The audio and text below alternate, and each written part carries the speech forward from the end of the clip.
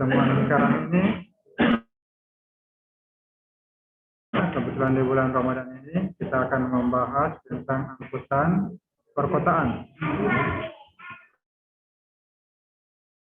Dan materinya, kita bahas yang pertama tentang moda angkutan di perkotaan. Ada jenis atau tipe angkutan di perkotaan yang itu dapat dikategorikan menjadi 3. Ada yang didominasi oleh angkutan pribadi. Nah, bisa kita lihat ini modanya dalam bentuk gambar. Ada yang didominasi oleh angkutan umum, ya. Bisa kita lihat bagaimana kalau didominasi oleh angkutan umum. Dan juga yang ketiga, seimbang antara angkutan umum dan angkutan pribadi. Ya, ada aktivitas ini berwarna kuning, itu aktivitas. Kemudian ada transit yang bergerak, berpindah, ini yang garis putus. Ada jalan. Ini adalah penjelasan daripada jenis-jenis angkutan perkotaan, di mana ada lebih banyak angkutan pribadi, ada lebih banyak angkutan umum, atau seimbang antara angkutan umum dan angkutan pribadi. Standar moda transportasi perkotaan itu ini dibahas ada kendaraan bermotor pribadi, baik menggunakan sepeda motor atau motor transportasi perkotaan. Moda darat, ya. Sebelumnya ada moda laut, moda darat, ada moda udara, ada moda perpipaan. Bisa bergerak tambah ke tempat lainnya. Nah, untuk moda ini, moda darat, ya, moda transportasi perkotaan di kota. Nanti kendaraan pribadi ada juga taksi, baik itu ojek, ada aturannya. Kalau online itu, ya mungkin regulasinya ada yang dibuat, ada yang belum dibuat. Kalau ojek belum ada regulasinya, kalau online itu sudah ada regulasinya, aturannya. Kemudian yang ketiga ada moda kendaraan tidak bermotor.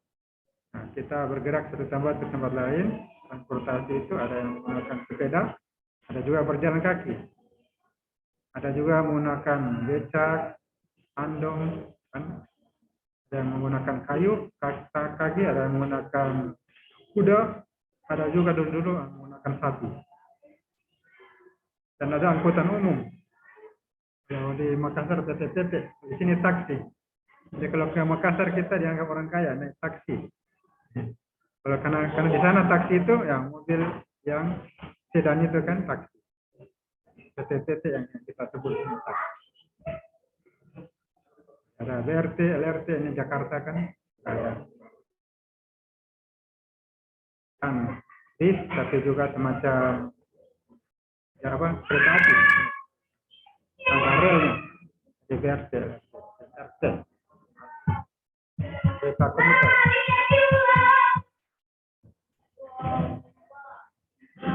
Jadi gambarnya bisa kita lihat dalam file itu ada mobil bis, ini ada MRT, ya, TRT, transportasi darat. Memang ada juga ya, kereta api ada juga. Nah, untuk komposisi moda dalam angkutan perkotaan ini kita lihat yang berjalan, sepeda. Nah, ini piramida terbalik, ya. Yang berjalan ini public transit, angkutan umum, commercial vehicle, kendaraan komersial, kemudian taksi, state occupancy vehicle, dan single occupancy vehicle. Komposisi moda dalam angkutan perkotaan. Kemudian dalam perkotaan itu ada permasalahan. Mana-mana ada masalah, salah satunya masalah transportasi perkotaan juga ada masalah. Transportasi di mana meningkatnya jumlah penduduk. Jumlah kelahiran pasti akan meningkat lebih besar dari kematian. Perpindahan dari kota ke desa menimbulkan masalah. Kemudian orang bekerja ini akan menimbulkan masalah juga kalau tempatnya di ujung kota, kerjanya di dalam kota, itu perjalanannya akan lebih jauh lagi. Termasuk memburuknya angkutan umum dan tergantungan pada kendaraan pribadi, ketergantungan. Nah, ini muncul permasalahan. Apa saja permasalahan transportasi yang muncul dari sumber masalah tadi itu? Ya, diantaranya adalah kemacetan. Jadi, muncul kota-kota besar itu kemacetan. Di sini juga kalau kendaraan sudah banyak akan muncul kemacetan. Tadi saya lewat di jalan terjadi agak macet juga, satu kilo lama di pertokoan, banyak kendaraan. Punya potensi macet itu di pertokoan di depan Pompi itu juga bisa macet karena pertigaannya di beberapa tempat lain. Muncul macet, kalau banyak kendaraan parkir sulit. Kemudian perjalanan jauh, buruknya angkutan umum, ini muncul permasalahan. Fasilitas kendaraan terbatas fasilitasnya, kemudian distribusi angkutan barang terbatas. Kita mendistribusi, dibagikan kemana, dibawa kemana barang-barang terbatas. Nah, jalan full. Keselamatan rendah akan muncul kecelakaan nanti.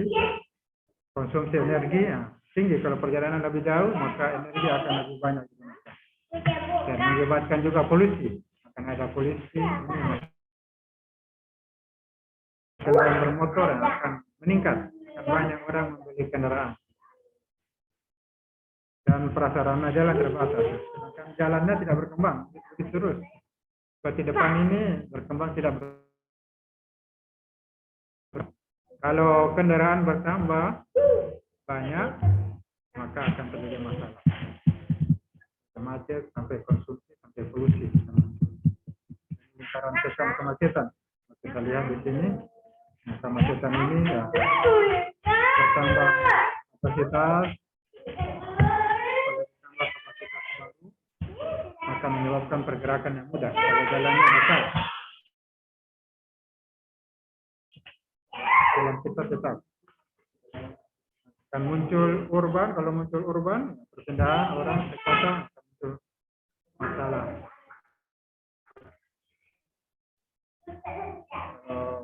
Jarak juga jauh akan muncul masalah.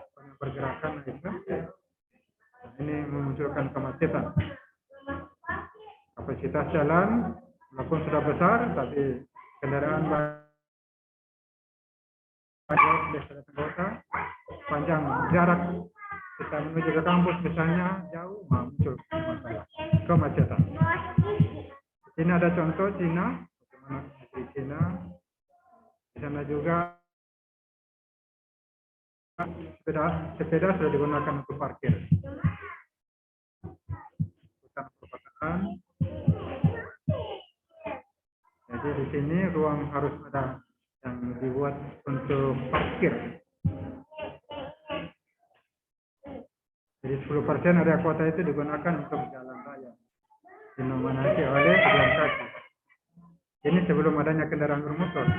Tapi secara meningkatnya mobilitas orang dan barang, maka perlu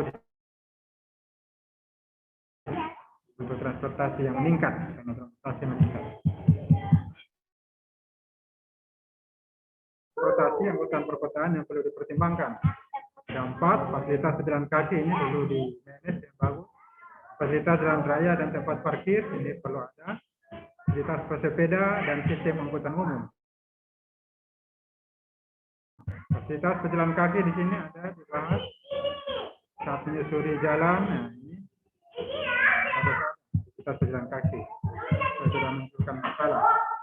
Ada pulau pelindung, ada zebra cross ini, pelikan crossing, jembatan penyeberang. Kemudian fasilitas parkir juga harus ada. Mobil, sepeda juga ada tempat parkir. Ini akan menyebabkan solusi bagi masalah angkutan perkotaan. Fasilitas pejalan sepeda, ini harus ada. Sepedanya tersendiri atau terbagi dengan pejalan kaki atau tercampur dengan kendaraan bermotor. Kemudian ada lajur terpisah dan lajur tercampur. Lajur terpisah itu kereta api, busway, bus lane, dan jalan khusus untuk bus. Yang bercampur itu ya bis, taksi, angkutan umum, tak bermotornya bercampur dengan yang lain. Nah, kemudian apa saja contoh penanganan masalah transportasi? Nah, di sini ada. Dan ini perbaikan angkutan umum. Kualitasnya diperbaiki, mungkin tambah AC dan lain-lain. Peningkatan fasilitas pejalan kaki dan kendaraan tak bermotor, carpooling, mobil, lajur khusus untuk kendaraan, sinyal responsif dan sinkronisasi lampu, ada lampu merah, manajemen parkir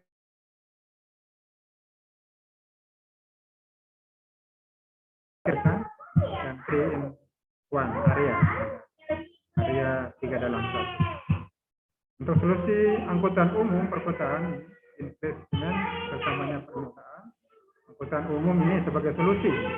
Masalah bisa kita lihat ini, masing-masing menggunakan mobil dengan menggunakan bis. Satu kendaraan dibandingkan dengan gambar di sampingnya ini banyak kendaraan, banyak orang. Jadi salah satu solusinya angkutan umum. Ini kita lihat Singapura zaman sekarang sudah berubah. Sekarang menggunakan bis, jadi sudah kurang kendaraan. Kemacetannya bisa tuntas atau setidaknya bisa diminimalisir masalah kemacetan. Kemudian perbaikan angkutan umum ini ada contoh dulu-dulu ya, kondisi polusi dan sebagainya, ini perlu dijadikan solusinya. Sekarang menggunakan bis AC, luar biasa. Ini salah satu solusi angkutan umum. Berkaitan fasilitas permintaan, dibuatlah tempat sepeda, parkirnya, jalan sepeda dibuat. Ini biasanya di Jepang, Korea ini ada tempat bersepeda. Tujuan ketiga, berapa orang memiliki asal dan tujuan sama menggunakan satu kendaraan mobil menuju dan kembali ke tempatnya. Ini namanya carpooling atau carpooling, berbagi mobil. Kemudian heavy occupancy vehicle dengan jumlah penumpang yang banyak. Jadi ada jalur khusus. Jakarta itu ada BRT, jalur khusus ya kendaraan. Untuk kendaraan itu saja yang lewat bisnya. Yang kelima, ini harus ada lampu mengusir waktu hilang. Ada lampu hijau, lampu kuning, lampu merah. Ini mencegah orang tabrakan. Aman. Kemudian ada manajemen parkir, ya. Yang parkir, batasi jumlah parkir. Singkat, bisa dibaca-baca ya, lebih mudah. Bagaimana mencegah kemacetan, ini bisa dibagi-bagi. Ya, demikian materinya pada kesempatan ini.